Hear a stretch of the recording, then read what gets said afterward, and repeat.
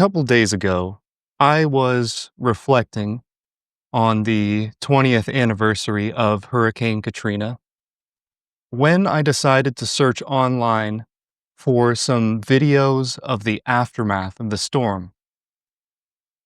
I stumbled across newly released documentary footage of Katrina's carnage. I decided to contact the person who made this incredible video, and I was lucky to come in contact with author and historian Martin K.A. Morgan. Marty, how are you doing? I'm good. Thank you very much. Thanks for having me on. Awesome. Thank you so much for joining me. So, I understand that you were actually living in downtown New Orleans during Hurricane Katrina when the city flooded. Is that right? That's right. Where I lived, which was on St. Joseph Street, no, not St. Joseph, on Julia Street, I actually moved one block over 1 week before the storm. So the apartment I was in during the storm, I'd been in it for less than a month. But I moved to Julia Street in the downtown warehouse district general area, only about 7 blocks from the French Quarter. And I had been living in the neighborhood for a few years, but I just moved into a very new apartment, which adds to the story in a bit of a way because it meant that having just moved in, I did not know what to expect. I was a little gun shy about flooding in the neighborhood, which wouldn't affect the apartment I was in because I was on the fourth floor. But I was a little worried about flooding as it might affect my car because my car parked in a lot that was on ground level. I gotcha. So, the top cell phone at the time there was actually the Motorola Razor, and it was capable of video recording, but not exactly how modern smartphones are. So, how were you able to capture this footage of the storm? I had a Sony PD-150, like prosumer handycam, because I had it related to the work that I was doing. So all of my footage, 100% of it is on that. It's strange to think that this was at a time when I did not have a mobile telephone. I had no cell phone yet. I would get one 2 years later when the first iPhone was introduced, but I had nothing like that. So the agony that I was dealing with in collecting footage of the storm was that I had to have batteries charged before the storm hit. I had to have tape stuck because it was recording onto mini DV cassettes. And then I had to do things like I had to deal with the audio, which led to some interesting difficulties that I encounter along the way, where sometimes the audio is way too hot because PD-150s came with a microphone mounted on them that had a short SLR cable or XLR cable that would connect into the camera. I had a separate cable where I could disconnect it, mount it on the tripod, get in front of the camera. And sometimes the audio is way too hot. Sometimes the audio is way too faint. There were times where I forgot to plug the microphone back in and I got no audio at all.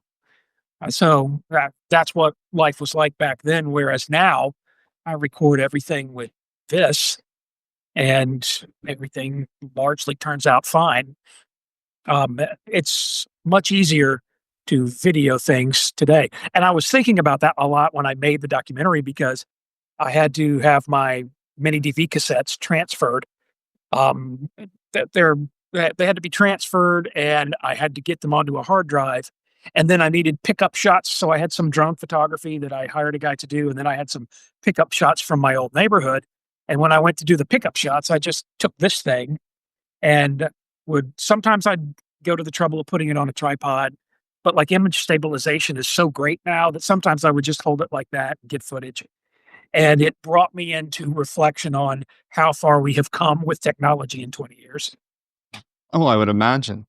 So, I gotta ask, were you experienced at hurricanes and hurricane season at that time? And were you used to getting prepared for that?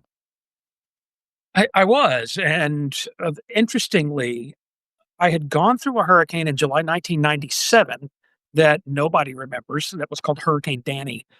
When I was a park ranger working for the state of Alabama, and I lived on the coast, and Hurricane Danny scored a direct hit on the part of the beach where I was living. And the experience I had in Danny was vastly worse than what I went through during Katrina in terms of the storm. Now, Katrina was different because the aftermath became quite bad, largely as a result of the human factor. But the storm itself, after what I had gone through in July '97 with Hurricane Danny, I thought it can't possibly be worse than that. And the reality is that nothing that has happened before or since Hurricane Danny has been worse than what I went through during that storm. Katrina to me, um, during that first day, and you can tell in my video footage that the first day of the storm, which would be the 29th when I'm out and about in my neighborhood getting some filming done, you could tell that to me, it's almost like I was shrugging it off, like, no big deal. Storm's gone. It's blown on. We're going to have no power for a few days. It's going to be a headache, but otherwise, we're fine Right. because I was So completely unaware, yeah, of what was about to happen. so when you started to record with the camera, you weren't exactly aware that this was a historically significant event. And I think one of the most costly storms in history to this day. So what were you doing with the camera? Uh, It was partly that um, I wanted to record what was about to happen for posterity's sake. I was also thinking in terms of over the weekend before the storm came in, it didn't look really like we were going to get a direct hit. And the truth be told, New Orleans did not receive a direct hit from Katrina because Katrina was some distance to the east of the city. It still got pretty bad, but it wasn't a direct hit. Um, but over the weekend, as it began to look like the storm was going to affect the city, maybe even direct hit the city, I started to think that this event might need to be preserved for posterity. I had the equipment. The equipment stayed at home with me because I traveled with it all the time. And so I had a bit of a sense of like, I'm going to record something historical. And I had no idea just how historical what I was about to record was going to be. okay, I understand. So do you think that a situation like this would be portrayed differently because of the ability that we do have today to capture uh, everyday life with today's technology? Yeah, it would be so much different now. There would be a lot more footage out there, first of all, just because it's the era of citizen journalism. Everyone would be in a position to capture something of it. There are a few cases during even in my documentary where I needed some sort of an asset, either a motion picture asset or a still photograph asset to cover some little moment in the story. I'll use like 4 or 5 still photos that are aerials of hurricane damage that I obviously didn't take. Um, but what I found is that the options out there are really quite limited. There's not a lot of footage that's out there. There's not much in the way of still photography. It might seem like there's a lot, yeah, but it's almost everything belongs to photographers who were either there as professional photographers that all of their film stock went to a television network, or they went to the AP, or they went on one of the sites where you can license photography. And then all of the camera operators, they were all there. There was no citizen journalism going on aside from me. But I was encountering, like, photographers for NBC Nightly News. I at one point, when I'm on Camp Street, the day after the storm, I encountered a CNN, photographer. Whereas if Katrina happened today, there would be thousands of people recording it with their phone and uploading it to social media. The footage would be much more available. Whereas what was available 20 years ago, the world was so different than what was available then was basically what news reporting agencies made available. And that was it. I gotcha. Okay, well, that's great detail. Thank you. I want to ask you, you know, today we live in a consumer society where we are ingrained with a materialistic worldview. So, when we are confronted with a life or death scenario, some people aren't able to leave behind that view and instead decide to take advantage of the lawlessness. So, for lack of a better term, we call that person a looter. What can be said about the mindset of somebody who loots? Well, what I saw, and I saw quite a lot of looting. I think I saw looting before the storm arrived. So that would mean I saw looting before, technically during, and then after the storm.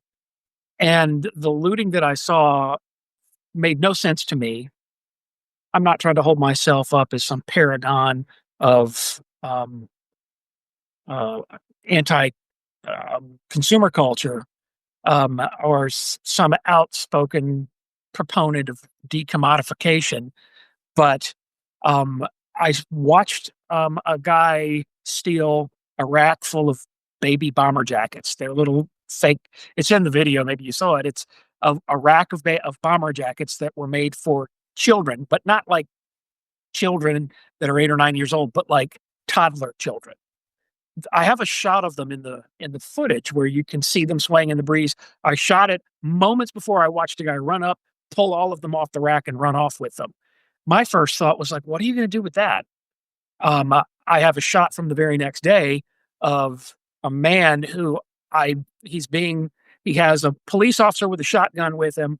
I had seen the same man looting in my neighborhood the day before, and the police officer with the shotgun had him pile up all of the material that he had looted. And I could easily see it. You can even see it in the footage where the man has looted athletic shoes that are still in their box, and he had a big orange plastic bag, and it was full of DVDs. That was a thing back then, not so much anymore, but the guy had literally gone and taken athletic shoes and DVDs, and then probably my my most infamous piece of footage is when I'm on, um, that would be Common Street in the floodwater that same day, and a group of looters go by me, and one guy is wading through 4 feet of water, and he's carrying a brand new football still in its cardboard box. And to me, those things were the farthest from my mind, and it looked to me very much that the looters were taking advantage of the fact that there was no National Guard and very small police presence, and they could get away with get away with looting things, and wouldn't pay a price for it. And so they were just looting anything that they could get their hands on, to include DVDs, bomber jackets, and footballs, in an environment where you can't use any of those things, but yet they were still taking them. I was I am quite proud of the fact that I didn't loot anything, and I would not loot anything. I think that the postmodernist argument that could be used against that would be like, well, yeah, you were working and you had a profession and you had income and you therefore had economic freedom and you didn't need to loot. Because during the last 20 years, I've heard a lot of people advance the argument that the looting that I experienced, first of all, I had a lot of people challenge me over the use of the word looter. That's what they were. They were looting. And I had a lot of people challenge me to think outside of my lived economic experience, to try to understand the way that um, underprivileged and under-resourced people experienced Hurricane Katrina. And I kind of dismiss it because my first thought was like they were living in the same they were living under the same circumstances I was, and that was no immediate access to medical attention, limited amounts of food, limited amounts of fresh water, limited transportation. A big part of my story was this quest to get to my car, which was ultimately fulfilled, and that's what got me out of the city. But I'm dismissive of people that want to try to explain away the individuals that loot DVDs, baby bomber jackets, and footballs. When we have all of our needs met by grocery stores, gas stations, restaurants, we're able to enjoy a certain amount of civil harmony. What happens to that sense of harmony in a natural disaster? Well, it sounds like you have sniffed out a theme that I was really going for in my documentary. And that is, I feel like the veil that keeps things civil is very thin and very fragile. And it was difficult for me in the months that would follow Katrina because I was getting a lot of people who wanted me to know their opinions about Katrina, and particularly where I ended up fleeing to, which is I ended up first in Texas, but then in California. And in California, I dealt with a lot of very opinionated people that wanted me to know what they thought about it. And one of the things that they wanted me to know that they thought was was that eh, that it was all our fault, that somehow I had economically created those circumstances. And I don't feel like I've created those circumstances. And people weren't stopping to ask me what I thought about Katrina at all, which seemed strange considering that I had been in the middle of it there for 3 days after the storm. And it was especially puzzling to me that they wouldn't take the advantage of talking to me to engage me to tell them what my experience was like, because nobody, especially in California, wanted to hear what I had to say about Katrina. And one of the themes that I found myself repeating more to friends and family and loved ones than to anybody else, because basically everybody else didn't care what I went through and didn't care what I had to say about it. But people who were close to me, they wanted to know what I thought. And one of the things that I kept reinforcing was the idea of the thinness and fragility of the civil reality in the country. And that all it would take would be one matter to not necessarily even bring it all down, but to make things slightly uncomfortable and difficult for a period of time, a brief period of time. So that I would tell family members that, um, to me, it feels very much like people are sort of shopping for a moment to take advantage of. It was very difficult for me after the storm to be around a lot of people who wanted me to understand that well, I was around a lot of people that wanted me to they wanted me to understand that um, that society is only like what we saw during Katrina because of economic disparities. They would roll out sort of a standard series of postmodernist, semi-Marxist arguments about economic hierarchies. And it was very difficult to me to sit through people denying that looting took place. And it was very, very difficult for me to sit through them explaining how everyone in New Orleans was experiencing starvation. And an argument I quickly made to all of them, I, I would stop people in their tracks and go, hey, just for the record, nobody was starving to death. There were cases where people had the normal caloric intake that they were experiencing as a daily thing, as a daily ritual. That was interrupted briefly, but one thing that a lot of people could not accept from me was that FEMA was in the city and distributing food and ice the day after the storm. It's just that it wasn't in sufficient quantity to take care of absolutely everybody, but they were there. They had gotten into the city before the storm struck. It was apparently like an advanced echelon for FEMA got to New Orleans, and then the storm hit and they got trapped and they couldn't get as much in. But there was a period of a few days, a handful of days, basically through to September 1st, during which people couldn't enjoy the standard American diet, which I think is like 7 to 8,000 calories a day. And that does not constitute starvation. And I had a lot of these very bizarre, bitter arguments with people in California, especially, who wanted me to understand that there was no looting during that storm. And then they wanted me to understand that people were starving to death. And I came to them going, no, it's not true. There was a lot of looting. I saw it. I recorded film footage of it. And I don't think everybody was reduced to starvation. I think where they were going with the argument was that they were saying people were starving, and that's what made them resort to a little bit of lawlessness. In other words, it was an attempt to excuse the looting.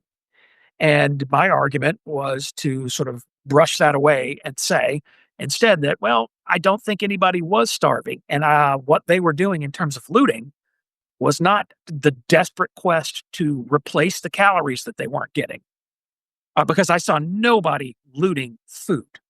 I saw a lot of people looting sort of frivolous consumer goods, DVDs, baby bomber jackets, footballs. I saw a lot of that. I saw nobody looting food. I don't believe that they were driven to looting um, by starvation, and that was a standard argument that Californians were throwing at my feet in just the weeks immediately after the storm. So, law enforcement are typically present to deal with emergencies. But when a natural disaster, or rather, when an emergency escalates to a natural disaster, we find that there might be situations in which law enforcement are actually more obstructional to the rescue than they are helpful. Would you agree with that? I would agree, because in watching the video, you may have noticed that I've spent a lifetime being friends with police officers. I've never had problems with the police in my entire life until this weird run in that I have during Katrina that really made me question law enforcement. I understand it a lot different now, 20 years later, that they're asked to complete this impossible task. They have to do so with no sleep, with a lot of inconvenience and a lot of discomfort. I get that their job is very difficult. However, I also get that they were thrown before a very difficult challenge. Something that I found that in all of the blather about Katrina that made its way into the news cycle and the reporting at the time of the storm, I paid attention closely to it at 10th anniversary. I paid attention to it last week during 20th anniversary. I found that the big thing that is missing from that narrative is that our National Guard brigade, the Louisiana National Guard 256 Infantry Brigade Combat Team, was deployed. It was in Iraq. It was not in the state of Louisiana where it was supposed to be, where it could do its job, which was to provide law and order on the streets of the city and to provide humanitarian relief for the people. And so, um, on a broader sense, we could blame part of the misery of what everybody saw for policies related to the global war on terror. I'm not criticizing the global war on terror. I am just saying that one of the consequences of um, the oncoming troop surge in Iraq was that the Louisiana National Guard's brigade was there instead of in Louisiana. A storm occurs in August of 2008, so basically 3 years after Katrina. And it's another storm that nobody's heard of, called Hurricane Gustav. And I wrote an article about that nobody wanted. Nobody was interested in it because it was the storm that didn't provide the drama. Because for Gustav in 2008, the brigade was back. For Gustav, there was a sense of we're not going to have any kind of Katrina drama. And so the brigade, I went around town broadly, and Gustav was a pretty bad storm.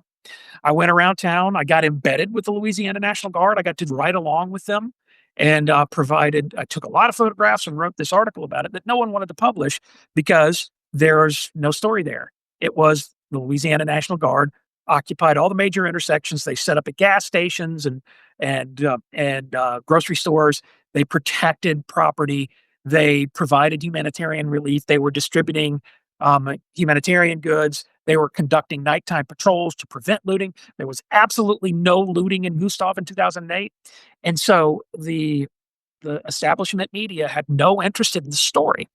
I was briefly embedded with Geraldo Rivera. We rode in the same Humvee at one point, and Geraldo, I'm assuming that maybe I might just be acting like an old person right now, dropping the name Geraldo Rivera, but in case you're not familiar, he was a reporter that was quite well known. He's still alive and he's still reporting, but Geraldo's presence there, I thought, would bring a lot more attention to the story. And Geraldo covered it, and I got to know him, and he's kind of a great guy. I really enjoyed getting to know him. But at the end of it, his reporting it kind of traveled down a dead end street, just like my article that I wrote about Gustav traveled down a dead end street because there's no lurid misery for the news media to sink its teeth into. I don't want this to devolve into me just constantly complaining about the establishment media. but there was definitely a problem with their reporting of Hurricane Katrina. And the way that they reported it left very important things out of the narrative. And one of the things that they left out of the narrative was the fact that our brigade was gone, and that left 100. I can't say this. Um, the only element of our brigade that was still around was, I think, a water decontamination unit, a trucking company.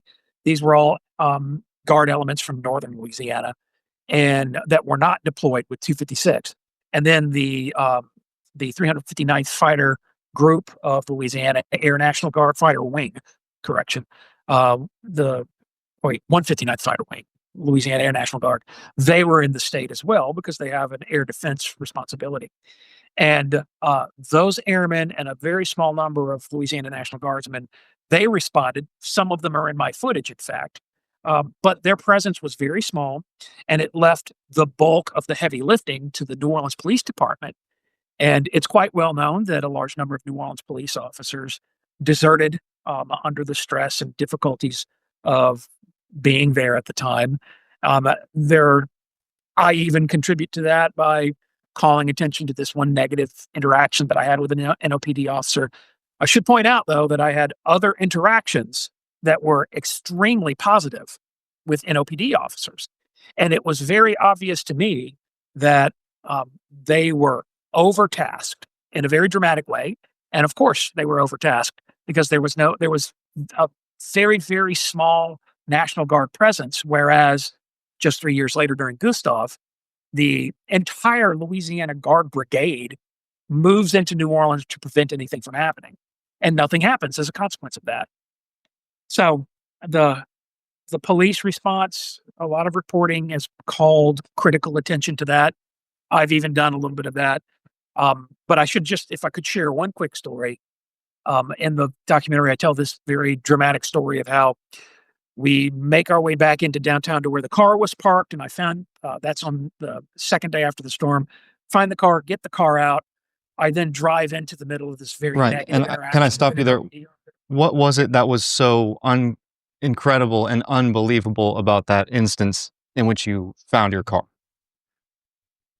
What made that really incredible to me was that it was against all odds. One thing that I didn't mention in the documentary is that uh, we got there to the parking deck the second day. When we had been there the day before, the parking deck was locked and closed and there was no way to get in. The second day we get there, the gates are open. And so I brushed over it and didn't go into it in the documentary, but we began climbing in the parking deck. I eventually get to the 10th floor where the car was. But as we went up this parking deck, floor after floor, in these just sizzling conditions from the heat, there were people that were attempting to hotwire vehicles in that parking deck, to the point that as we're going up this pitch black deck in the searing heat, and I had this little flashlight, I would shine it, and there were individuals that had the hoods of cars open, trying to get the cars to turn over so that they could use them to get out of town. And I saw 4 or 5 examples of people trying to get cars running. And I kept climbing anyway, thinking, well, if these guys are already in this parking deck taking cars, mine's long gone. So then after about the third floor, I wasn't seeing any more people trying to hotwire cars, kept climbing, got to the 10th floor, shined the flashlight one direction, no cars down there, shine the flashlight the other direction. And I saw a reflector. You know how your red taillights are made to really reflect light? Mhm. And I caught a glint off of the reflector on the right rear side of my truck, which I recognized immediately, and it was the only vehicle on that level of the parking deck. And I just couldn't believe it. I was overwhelmed by it, and I rushed down to it, and it sat there with all 4 windows down, with the valet key in the ignition, and a full tank of gasoline. And that Wow. to me assumed this quality of practically being miraculous, considering that just a few floors beneath me, there were people actively trying to hotwire cars. And it proved to me that they had just not had time to work their way up to the 10th floor yet. And if I had gotten there an hour later, maybe my car would have been long gone.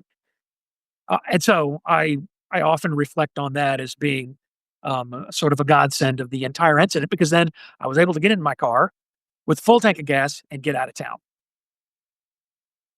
And But so as what I wanted to mention was so I find the car, get in, um, we turn on the air conditioning full blast, first AC we had experienced in 3 days. We work our way back down the parking deck, going down the ramps we had just climbed up, and we get to the spot where I had to pull out onto Carondelet Street, and right as I crept up to pulling out of the garage, there were 2 black NOPD officers there, and I'm mentioning that only because of the way that this story has become racialized. And these people, if I ever run into them again in my life, I'll hug them because they were the absolute salt of the earth. And it was a male officer and a female officer, and the male officer like waved me down, like to stop me before I pulled out. And he said, "Hey, when you pull out, whatever you do, make sure you keep moving because the water's pretty deep here. And if you slow down at all, it'll get up the tailpipe. So you got to keep moving." And I was like, "All right, cool." And the woman then said something like equally positive and encouraging to the two of us. And then we pulled out into this very deep water. And then I had this extremely negative encounter with this white police officer, which that had the effect of proving to me that that it's not easy or reliable just to indicate that it's a black versus white racial dichotomy. right. Because these 2 black cops, if I saw them today, I would hug them and thank them. And that cop that gave me so much trouble, if I saw him today, I think I'd murder him. So you were going right through several foot deep water, and this second cop, he did what? He started signaling to me. As soon as I pulled out onto Carondelet, I only had to go 200 feet to get out of the water to get up into the dry area in the center of Canal Street. He started doing this at first, and then he started doing this, signaling for me to stop the car. And I was very confused by that because I was barely creeping forward. I think I was maybe going 3 miles an hour, maybe 4, barely moving forward. And he started to signal me to stop the car. And I thought maybe that meant that when I got out of the water, he wanted me to stop, almost like it was like preemptive, like by the time you get to me, you need to stop. And so I kept moving, and he then more emphatically began to indicate to me that he wanted me to stop. And I rolled the window down and I was going to lean out and go, "Hey, can I get out of the water first?" And as soon as I rolled the window down, I saw him reach back, unsnap his sidearm, and shout at me to stop. He then used every conceivable profanity in dealing with me. He was standing in the dry area out of the water. I was still in about 2 feet of water, enough water for me to be worried about the car, enough water for me to not want to stop the car. And as soon as he unsnapped his Glock, he had a Glock 17, I could tell from a mile away. And as soon as he unsnapped it and act like he was going to draw on me, I stopped the car immediately, put my hands up, and so did my girlfriend. So the both of us sat there with our hands up, like we were thieves or something. And from where he was, he started to yell at me. He was probably 100 feet away. And then he closed the distance with his hand on his sidearm. He sloshed into the water to slosh right up next to the car. And then it just absolutely berated me in ways that completely caught me off guard. And during that berating, he at one point said something like, "You scumbags, you assholes that come out here with your sightseeing. I hope you got to see everything you wanted to." I then started to say, "I live in this neighborhood and I barely got anything out of my mouth." And he told me his exact words were, "Shut the fuck up, you fucking faggot." And I quit talking because, again, my lifetime has been one where I've never had problems with the police. I was completely confused because why is it that I was having a problem with this guy? And he then, with his hand on his sidearm, pointing at me, continued to berate me and use this profanity against me. And as I looked at him, I was looking across the intersection of Carondelet and Canal Street with him right there in my face, berating me the with every piece of profanity I can think of as an adult. And behind him, I could see people passing across Canal Street carrying looted merchandise. The ironies of which really puzzled me because it made me feel like, with the distance of 20 years, I think what was going on was that uh, he was letting me have it because he knew that I would sit there and take it. Whereas everybody else, I think, might not have been quite so willing to be, Mr. Polly purebred law and order. I'll do everything you tell me to do, officer. And he eventually just sort of like drained himself, like, the way that a crying child will eventually just cry themselves into exhaustion and go to sleep. He like ran out of words. He was beginning to repeat things like sucker, you piece of you scumbag. He was repeating those things. And I think that his lack of adequate vocabulary to be more creative, I think that's eventually what made him just kind of blow me off. And he finally then said to me, his parting thought to me was like, get the out of my face, you piece. And he turned around and walked back into the dry area and then just let me go, which to me felt so stupidly pointless because I was like, why did that just have to happen? The whole time, the whole time he was berating me, I was thinking, water is running straight up the exhaust system right now. Water's in the muffler. The next thing you know, it's going to get into the engine block. It's going to get into the oil. The whole time I was sitting there thinking, well, this is going to complicate the plan because the plan was get the car, get out of town. And while sitting there in the water with this tyrant of a police officer screaming at me, I was just thinking, well, there goes that plan.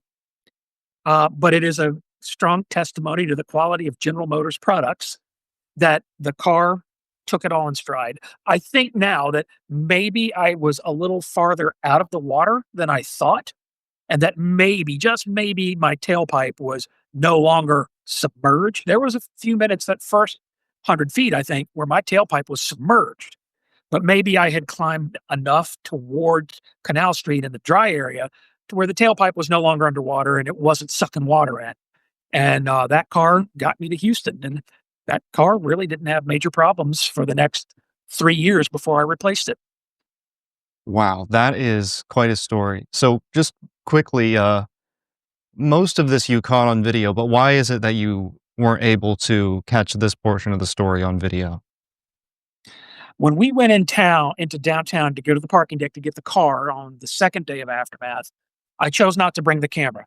That was because the day before, and I've got a lot of great footage from the day before, and that's, footage of National Guard vehicles on Canal Street, or not on Canal Street, but Poyta Street. That's footage of floodwater. All my great footage of the flooded areas came from the day before. But I found then when I got all the way down to the parking deck and I encountered a lot of looters, the camera attracted a lot of unwanted attention. And then I went from the encounter with looters right there at the hotel where I'd parked my car. I went from there to the corner of Common Street and Magazine Street, where there were NOPD officers who sat there and just sort of stared me down. And they did not like the fact that I had the camera there. They shot me a lot of these dirty looks that you can clearly see in my film footage. It seemed to me the day before that having the camera in hand attracted attention that I did not want to attract that next day. So I didn't bring the camera and I don't have any footage of that, unfortunately. Okay, that's understandable. So at this part, I want to go to actually a document which is uh, part of a complaint presented by the NRA. And so I'm going to read some of this and get your reaction to it. So during and after Hurricane Katrina, beginning in August 2005 and continuing through the present, defendants Mayor C. Ray Nagin and P. Edwin Compass III, the Superintendent of Police, have pursued a policy of seizing lawfully possessed firearms from law-abiding residents.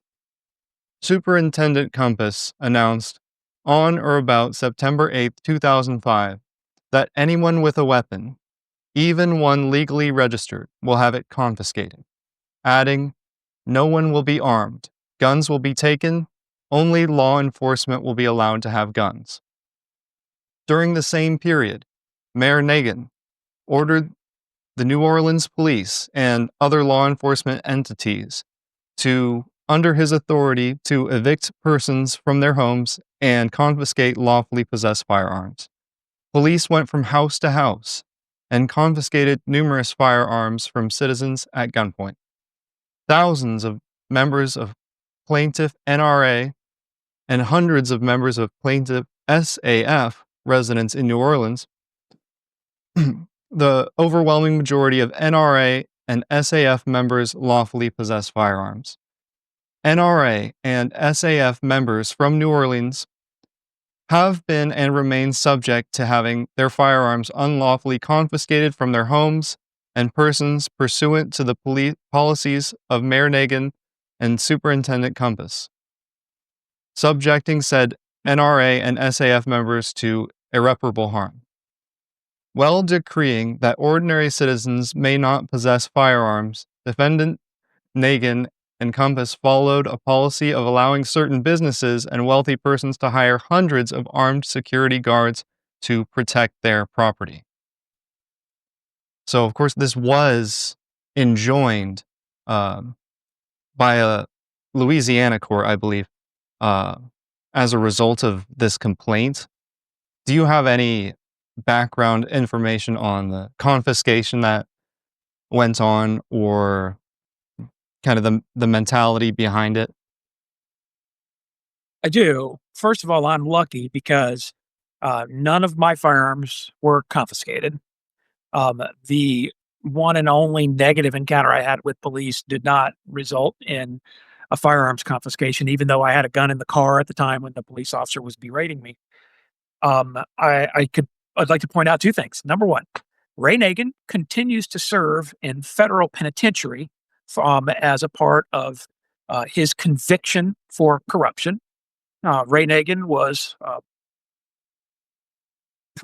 continuing a time-honored tradition among New Orleans mayors of being corrupt and siphoning off money. And Ray Nagin did it in, I think, the most unforgivable way, and that is that he was siphoning off federal relief in the aftermath of Katrina that was meant to help rebuild the city. And he established shell companies with his brother so that they could direct federal money into those shell companies and accept bribes for construction contracts. And so they were in every way benefiting from the aid that was supposed to support the people of New Orleans. And that's why he was ultimately um, investigated. That's why he was ultimately indicted. That's why he was ultimately convicted. And that's why he is in prison today. With that being said, one of our senators, she's no longer a U.S. senator, but one of our senators named Mary Landrieu, sponsored a bill before the U.S. Senate with a former Louisiana David Vitter. I can't remember if he wasn't a senator, I don't think. Maybe he was. At any rate, Mary Landrieu and David Vitter from two opposing political parties came together to support a bill in the aftermath of all of this that prohibits, by state law and federal law, the confiscation of lawfully owned firearms during a time of national emergency. So I can say that I was lucky I didn't have anything confiscated, but then again, when I got out before the confiscations began. I think so I'm getting out in the afternoon on August 31st, 2005. I think they began confiscating firearms on September 2nd. So 2 days after I got out. And when I got out with a car full of guns and I drove myself out, never got stopped. Nobody asked me a question. No problem. And then in the aftermath of it, the confiscations that took place were of such heinous and offensive quality to lawmakers from both sides of the American political Thunderdome came together to sponsor a bill that is now law that prohibits the confiscation of firearms in a national emergency like a hurricane. And I took encouragement from that. I'm also thankful that I never had to encounter that situation. I'm thankful for many things. First and foremost, that I was able to get to my car, that I was able to drive my car to my house, get everything out of my house to include firearms, and then drive everything out of the city of New Orleans to safety. And so I didn't have to deal with this confiscation issue. I'm aware of it happening. I'm aware of part of the justification for why it happened. Trust me, no one more than me wants to argue on behalf of Ray Nagin or Eddie Compass because they're both disgusting scumbags. And Ray Nagin is exactly where he deserves to be right now. Eddie Compass escaped culpability completely, even though he's also a disgusting scumbag like Ray Nagin. But nobody wants to argue their case or defend their actions. With that being said, um, I can almost understand why it happened, to a degree, because they were clearing at houses that were underwater that had been abandoned. And in many cases, they had to sweep, in all of these cases, they had to sweep the house to see if there were dead bodies in those houses. And they were encountering dead bodies and firearms in these houses. And rather than leaving the firearms, they confiscated them. However, they also confiscated firearms directly out of the hands of living people, which is indefensible. I can find no justification for that. I can find a very shallow, superficial justification along the lines of in the areas of the city that were completely inundated by floodwater, where there were dead bodies in the house with the firearm, rather than just leave the firearm to be looted later on by someone else, they took them. I still don't think it's good. If I had been the chief of police, I would never in a million years have authorized that. But Chief Compass chose to do that. There were also examples of lawlessness during those first few days where the lawless element was using firearms. I personally have friends from Louisiana 159th Fighter Wing who were at the Superdome, were using the New Orleans heliport at the Superdome to bring in relief flights. And on a couple of times, they had to wave helicopters off because they came under fire from across the interstate in the area around Charity Hospital. And that I didn't experience it myself. This is coming secondhand from people that I know and trust. So I believe the story. And if that was the case, I could almost understand an interest in trying to prevent people with firearms from interfering with the National Guard. But if I put myself in the chief of police's position, I would never have told them to disarm people, which is what happened. I didn't get disarmed, so it's easy for me to say. Um, it was very strange to me to get out of all of this, to get to Texas, to reach safety, and then move on from there to California, and then find out about firearms confiscations and how, although it didn't affect me, it could have, but it didn't. And it was very troubling to me that a local police chief could um, suspend the Constitution because that's a part of the Bill of Rights, and that is outside of the jurisdiction of a chief of police to suspend a constitutionally protected right, and yet he did it. In very few areas, I can almost understand his rationale. I'm not saying that I agree with it. I'm saying I understand why he made the decision. I wouldn't have done it, but I'm shocked and disgusted by the audacity of the person that could make the decision to ignore the Constitution. So, is a firearm a weapon or a tool? Can it also function as a symbol? If so, what does it symbolize? One thing that I experienced during the storm that I don't mention in the documentary, and I mentioned it a little bit in the article that I wrote about Katrina, was that I had to present a firearm a couple of times. And I found, like, I had to present the firearm during this quest of going up the parking deck, trying to get to the car, where there were people trying to hotwire cars, where when they saw me, they turned attentions to me and I presented a firearm. And I could tell that the calculus that was unfolding in their minds was that it's just not going to be worth it to mess with this guy. This guy, he could hurt me. It's not worth it. And all of them, as soon as they saw the firearm, they made the choice of leaving me alone. At which point, that had the effect of changing my relationship with firearms for the rest of my life. Because I carry a firearm every day of my life.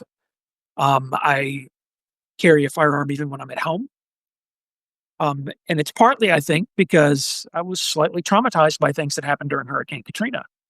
And I found that the the the possession of a firearm, it had the effect of breaking contact, because, once they understood that I was armed, their choice was leave him alone. If I had not been armed, I think people would have taken my camera the day before.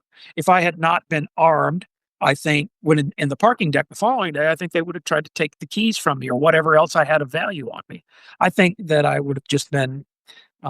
just would have been robbed of everything on me. But because I had a firearm, it was going to be too difficult for them to do it, or the inconveniences of doing it were too great, and they just decided it was easier to continue trying to hotwire cars than try to take things from me. And so they didn't. That had the effect of making me value having a firearm in my possession, which is why to this day I always have one. Not when I'm in a foreign country like I am now, but when I'm back home, I always have something with me. And in that respect, I think it's partly that it's symbolic. I'm not here trying to tell everyone that um, you present the firearm and no one will ever rob you. I realize that that's not true, and that's a the that logic has problems with it. I'm just saying that my experience during Hurricane Katrina was as soon as I pulled the firearm out, they broke contact and left me alone. And in that respect, it communicated to me a value of having a firearm on me. And in that way, I think the firearm symbolized things, and it is literally just a tool. You can tell that I think that they're tools by certainly by like the EDC firearms that I have. They are treated like tools. They're not babied and they're not well cared for like collector's items. I have some firearms that are like that, but like the I have 3 pistols that I select from for everyday carry, and they get treated like tools. And there's no romance about them. There's no sex appeal to them. They are there as a tool just to prevent prevent problems from prevent me from having to inherit bigger problems. And I should point out too that I took a bigger lesson away from Katrina than the firearms lesson. And that was the lesson of avoidance first and foremost. I avoid downtown New Orleans like it's going to give me the plague. I no longer live in downtown New Orleans. And I don't think I would ever want to live in downtown New Orleans again, especially now. And I practice more stay away from trouble than I do carrying a firearm everywhere. I'm usually armed, but I'm more than anything like it's set off like a sensory perception for me to where I'm not going to compare it to PTSD, but it is every almost every day I'm living in some memory of something that happened during Katrina, which is the only time in my life where I felt actual fear of people that were around me in a built urban environment. And the lessons that I took away from that there were 2 of them. Lesson number 1, always be armed. Lesson number 2, stay away from trouble. That is a really incredible story that you just shared with us, Marty. And how can people find your documentary if they want to watch it? Yeah, it's on YouTube, and I have it listed, I think, as never before seen footage of Hurricane Katrina dash 20-year anniversary. And Okay. it's a video that it's very interesting that over the last 20 years, I think maybe 50 people have seen that footage. And in the 10 days since I posted it, 60,000 people have seen it. So it's had a much bigger audience here during the last 10 last 20 days than it had during the last 20 years. Well, thank you so much for sharing this story with us, and we will link to your documentary wherever we post the interview. Marty, I'm sorry I got to get back to the old day job here Yeah, you got to pretty get back to the. shortly, but I hope you'll come back again to the productivity zone and talk to me on my talk show sometime because you're a great guy to talk to. I'd be happy to. It's been a pleasure speaking with you. I'd love to do it again sometime. Awesome. All right. That's about all. Peace All out. right. Peace out. Have a good evening.